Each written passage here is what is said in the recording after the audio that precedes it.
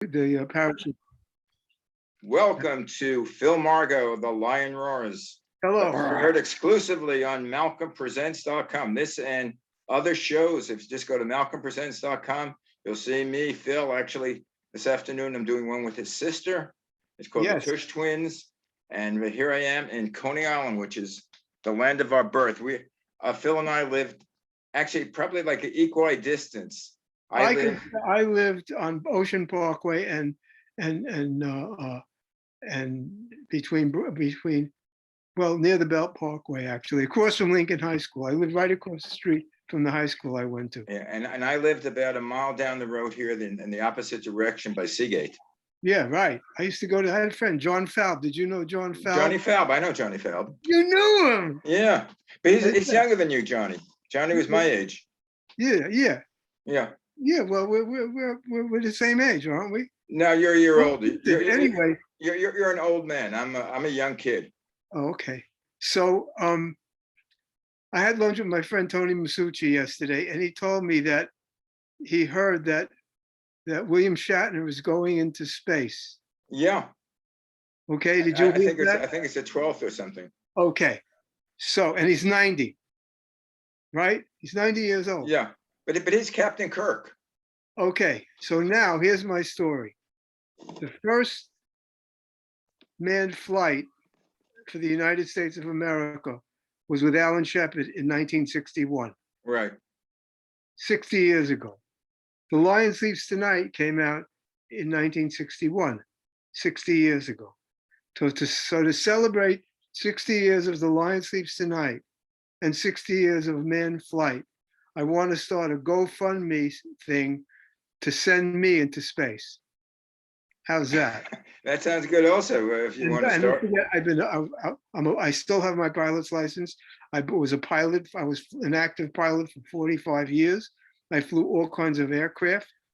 And so to celebrate the 60 years of manned space flight and 60 years of The Lion Sleeps Tonight, which came out in October 17th, this October 17th, it'll be 60 years from the release of The Lion Sleeps Tonight. Yeah. To celebrate that, I want to go into space. And I want to start a GoFundMe project so I can raise the money, because I don't have the money to do that.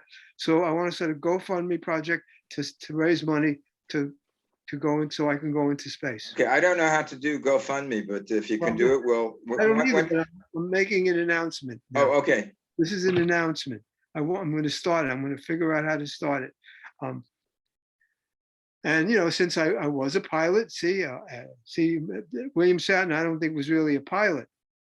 But but William Shatner was Captain Kirk.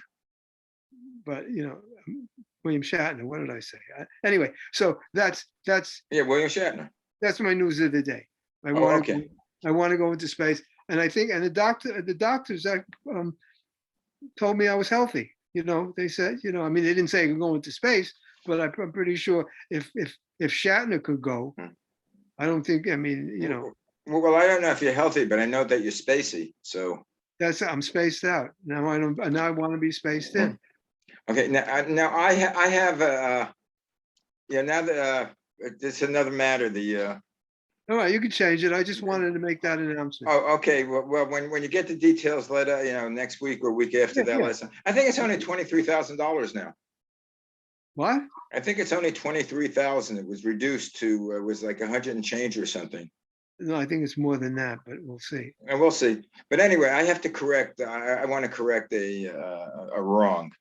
Now David Julius, you got the Nobel Prize. He was a Lincoln graduate. What's his name? David Julius. It was really? just the other day. Yeah, I read this in physics. I think he graduated in '71.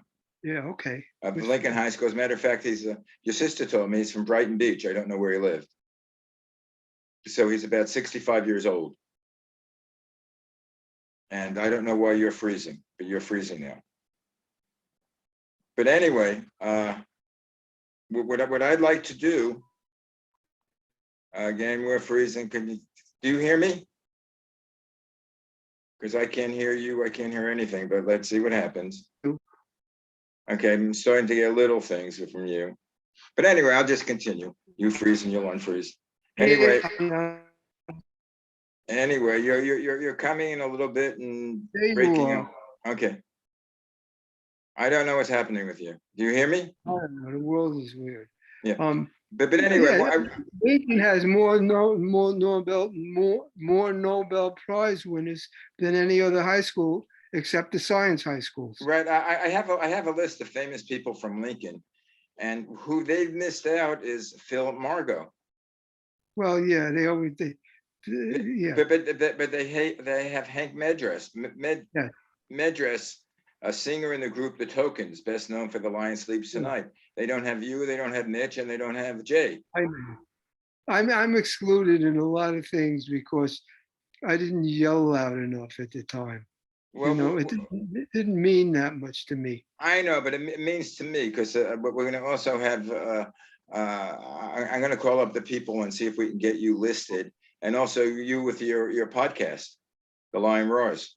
Yes. Okay. I mean that's deafening. So you think that so I don't want to get into the typical things now, but you know, we're really reaching a point where we're almost finished. You know that. Yeah. I mean, Well, let's get off of that. I mean, you wanted to no, talk. no. We can't get off of it because look at the oil spill. The three hours it took them to shut it off. It took them 3 hours to shut off the oil spill. Nobody is considerate or responsible for anything anymore. Nobody. The guy who's running the post office is an idiot and a mean son of a gun. He's purposely doing things to hurt it so his friends could buy it and turn it into a private. That was the objective initially. That's what Trump always wanted. The post office goes back to the 1700s. Benjamin Franklin started it, and these idiots, and it's still been the best way for people to communicate with each other. I don't care. I hate those cards that they send by email. I hate them. I like to have a card that I can hold in my hand and read it tomorrow without turning on my computer. Yeah, but Phil, this whole thing about cyberspace is horse manure. It really is. Phil, you have to realize both you and I are old world. People don't do that anymore. It's not better that they don't. We didn't say that it's better, but we say they don't. Yeah, but it's not better. No, but they prefer communications isn't better. They prefer. I'm sorry, it's not better. Well, I know we can do this, and that's really amazing. But the important thing is day-to-day living of a human being, and we are getting less human. We see things on TikTok that you want to blow up the clock. Come on, they say it's like if Hitler had the internet, he would have won. He would have won. Yeah. And he still might. In theory. I can't, they don't want to raise the debt ceiling because they don't want to raise the debt ceiling so that they can make Biden look bad. There's no reason. Biden hasn't said, oh, I want to do this, I want to do that. If you don't raise the debt ceiling, we default on our debts and the world goes into a recession. Yeah. That's what these guys want. They want, and they don't care because the people who are leading it have a lot of money, so they don't care. Well, so doesn't care. So, and in history, that's always been a bipartisan type of right ruling. So anybody who says anything, just look at what the people with the wealthy corporations do, and just simply say, money doesn't care. Yeah, they don't care. Well, money never cared. It's not going to hurt them. Mitch McConnell is a millionaire many times over. His wife was a millionaire walking in, okay? And they made more money while they were in office. Yeah. So they don't care. A lot of the senators are very wealthy. Well, 90% of the people with money never cared. There are a certain amount that did. Yeah, but not enough. The ones with real power don't. Amazon allowed, what was it? They allowed stuff, was it Amazon? Or I don't know who it was. They allowed stuff to go on the internet that was horrible. And they didn't do anything to stop it. And that's what's one of the reasons why we are where we are. Well, I think that was more of oversight, not oversight, but they didn't realize what was happening. They realize A lot of things. that's a cop out. Every No, time they tell you they didn't realize. I disagree. There are a lot of people who don't know what the hell they're doing or don't know the power that they have or the power that it wrought. And I think Amazon sort of like underestimated their opinion making. I mean, after a while, they sold it, but they didn't realize it. It's like creating. It was like creating the Frankenstein monster. He meant to do good. It's an excuse. For them to say they didn't know is baloney. Well, They had the means to find out what was going on. They knew what was going on. They knew that stuff that they put on. Look, when a company advertises something on television, they know within a few weeks if it's working, right? Yeah.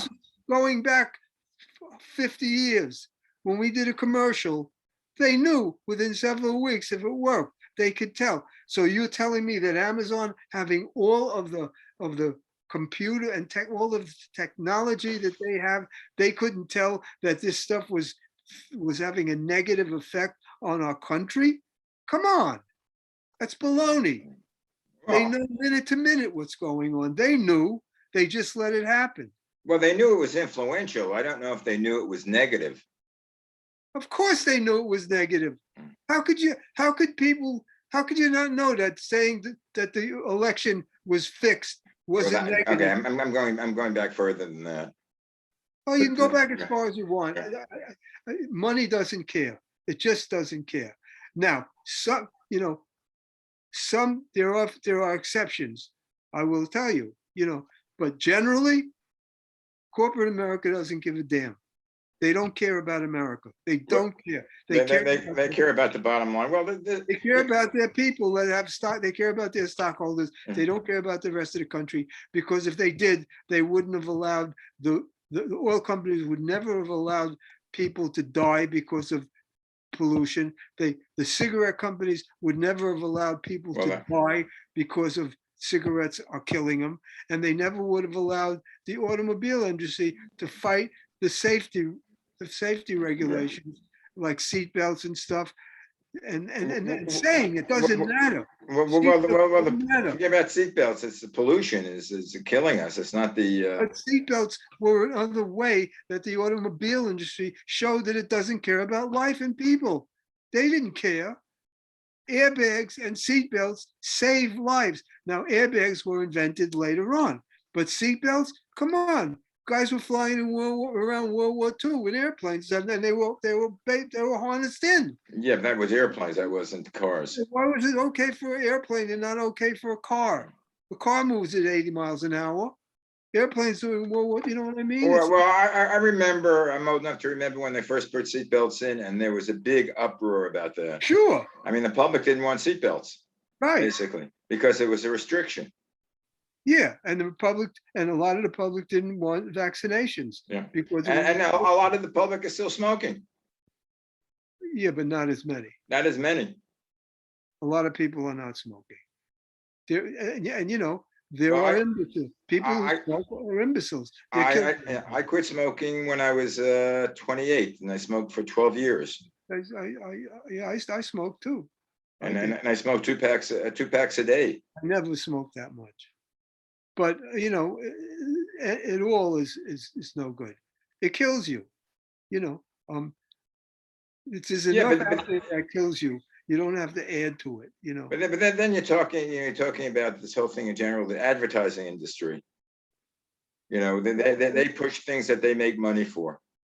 I mean, what I'm saying is, money doesn't care. Generally, it doesn't. Yeah, generally it does. They want to make money. You look at and now everything is combining. There are 3 oil companies. There are 3 supermarket chains. There are 3, 4. There's Rite Aid and Walgreens and CVS. That's it. And then there are the small independent drugstores that you go to because you get treated like a person, you know? I remember the old druggists. I remember Bob Ostrov. Of course, he's probably long gone now. He's probably in his hundreds. But you would go over to Bob. He was sort of like the doctor in the neighborhood. You didn't have to go to a doctor. If you had something, if you had a rash, he would take a Right. look at it. If he didn't know what it was, he'd recommend that you do something or give you some sort of said. If you had Yes, something in your eye, he'd take a look at it and right. If you rub it came out. in, you came in, if you cut your finger, if you got Right. I remember I skinned my knees and I went to the drugstore and they put a Band-Aid on it and they They didn't put even that, charge me. they put antiseptic and say, Right. So okay, Philly. Did they call you Philly? that's right. No, well, no, my mother called me Philly sometimes. Because if I get a phone call from someone and say, Mally, is that you? It's somebody they knew from elementary school. Yeah, sure, sure. Yes. Yeah. But I didn't usually go by Phil. I was called Phil mainly all my life. Okay. And by And no one ever called, well, I'm not a Mal. I don't like the word for, I don't like Mal. It's sort of, if someone said, they call you Mal, no, it's Malcolm. right. Well, mal in French means bad. Bad. But then sometimes bad is good. Mal de tête is a headache. And sometimes bad is good. Well, yeah. Someone said, you're a bad dude. Yeah. Okay. Yeah, right. Yeah. It's how the language is. But I just Yeah, I agree. But the world is going crazy. You read the newspapers and it's stunning. I mean, I used to read the newspapers every day, and there was one bad thing in it that was, oh, that's horrible. Now you can't find anything good, hardly. You know what I mean? It's like everything in the news is horrible. well, again, being a little on the light side, what was horrible is that Boston beat the Yankees for the playoff spot. Well, that's life. I mean that's horrible because I hate every Boston team. But my wife is happy. Oh no, I Boston fan. but what's real? The Red Sox, yeah, they don't Are the like them. Dodgers in? Are the Dodgers in? The Dodgers are playing today. They're playing St. Louis. Is that for the playoff spot or Yeah, to get the playoff spot. It's a wild card spot. it's a one game, right? Yeah, one game. I think it's on at 5 p.m. Los Angeles time, and it's that would be 8 p.m. Every which I always hated. Also is everything is based on East Coast time. I don't know. The Dodgers won 106 games. 106 games. If they lose tonight, Come in first. if they lose today, it's they're out. Well, the Giants I think came in first. They won 107 games. When did they start? They didn't start yet, right? No, they didn't start because they're in the playoffs. We have to do the. I didn't. I used to follow baseball as a kid. I just don't. I'm Well, not interested anymore. Yeah, I don't have that same passion for baseball anymore. I mean, I guess. Well, you grew up about the same era I did. The Brooklyn Dodgers. Well, it's the same thing. I went to the Brooklyn Dodger games, and the Brooklyn Dodger games, if you had 35 cents, you and an Elsie the cow bottle LC ice cream, the LC wrappers. of milk from the milk, Borden's milk. Oh no, there was another thing that we had. If you gave in 10 LC wrappers and sent in $1 or something, you got a ticket. No, if you had the little thing that comes at the top of the milk Okay, bottle, yeah, that was another one. I don't remember that one. you got in for 25 cents. We sat in the bleachers for 25 cents. And we used to go. We used to kind of play hooky one day from school or when they had the afternoons off. We used to go. We would collect bottles and cash them in. And sometimes the guy in the subway, the guy in the subway cage up in the local, next to it, would let us on for free. So that would allow us to get a hot dog at the game. And we used to go to the game. And it was a small park. And now 36,000 people. It's $25 or $30 just to park. Just to park.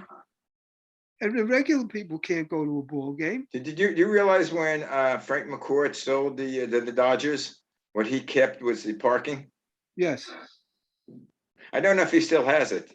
I don't know either, but the parking goes up every minute. Every season, it goes up another Yeah. $5. You know, Well- parking in this city is nuts.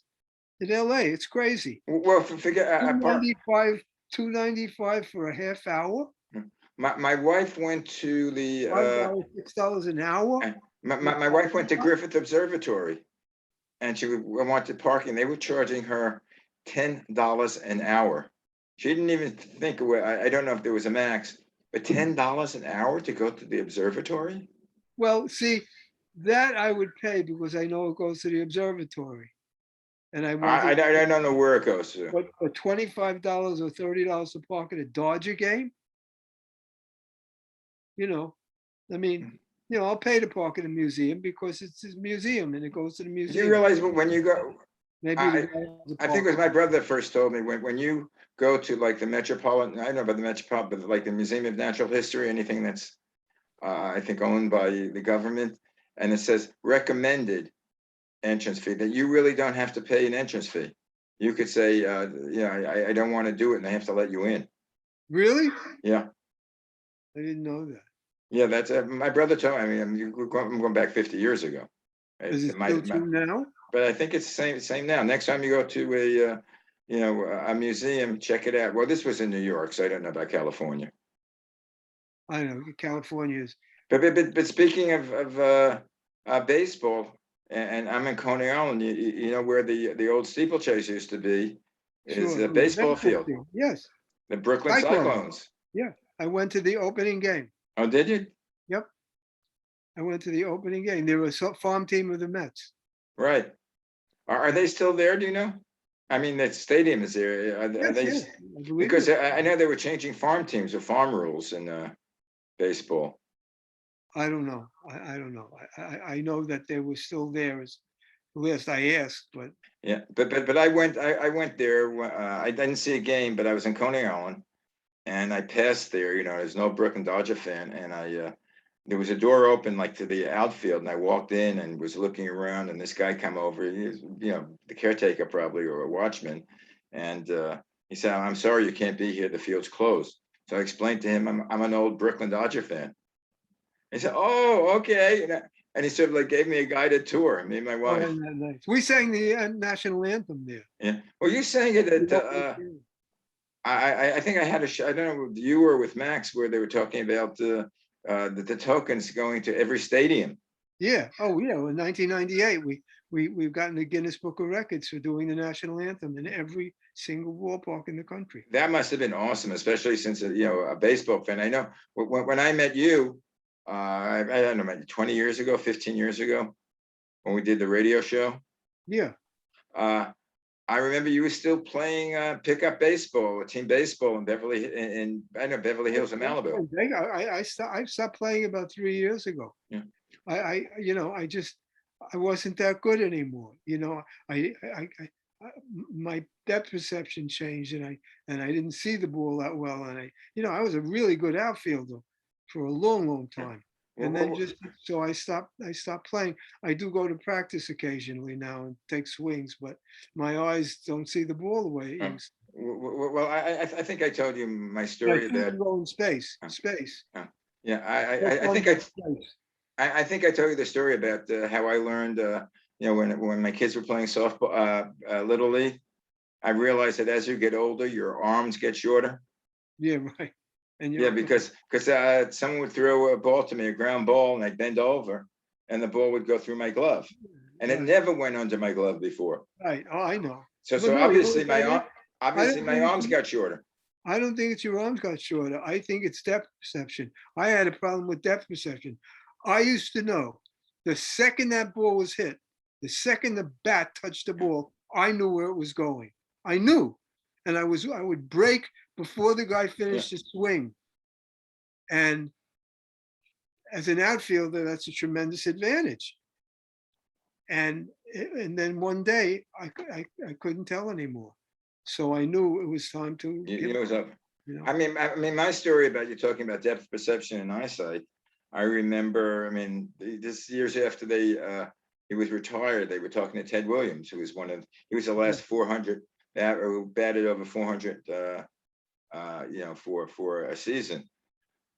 And they asked him, how could you they were asking about some pitcher, and they said, how could you tell the difference between a curveball or a fastball? And he says, simple. When it left the pitcher's hands, I saw the way the seams were going. Right. Can you imagine having that Well, perception? I used when I would hit, when my eyes were okay, I could see the seams. You I could could see the how seams when it left. when the I- ball, not when, yeah, I could see the seams when it left the pitcher's hand. The big ball, it's softball. Oh, the softball. Now I'm talking about the hard ball. But I Yeah, the remember hard ball, no, it's I remember amazing. going to Well, he had bat. great eyes. I His remember eye, he was 20. He was a fighter pilot. it was 2010. I think he was a fighter pilot. But I remember going to this right near, well, it was on Surf Avenue, near where I am now. They had the Bataway. Sure, And I remember we it used to was right near the L. Yeah. And I think if a ball, I don't know if the top speed there was 60 miles per hour. That was fast. Yes, imagine getting up against 95. 95, 100 miles.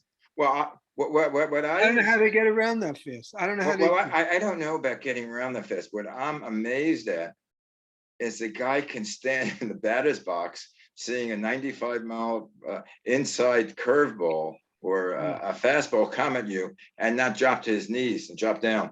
They just lean back.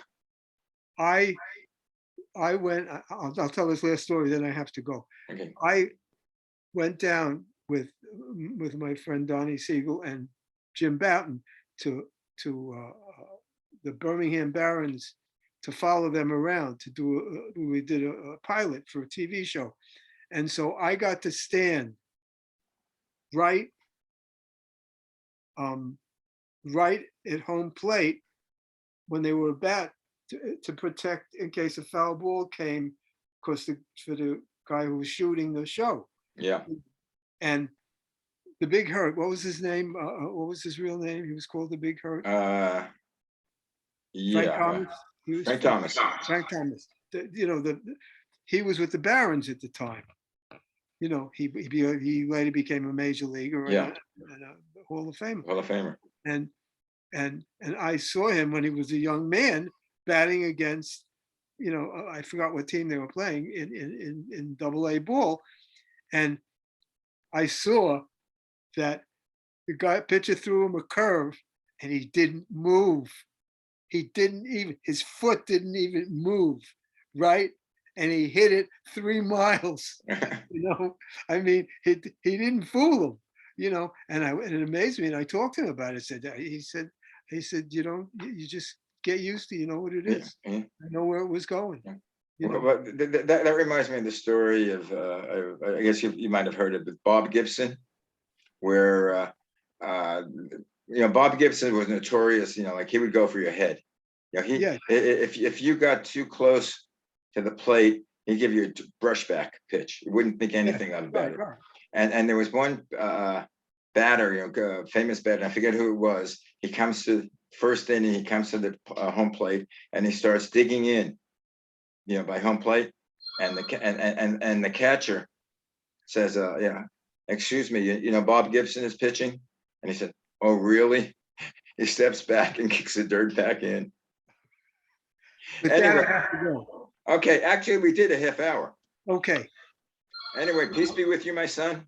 Okay, I'll see you next time. Next week. Bye. Thanks. Bye. Don't fund me. Otis, going to space.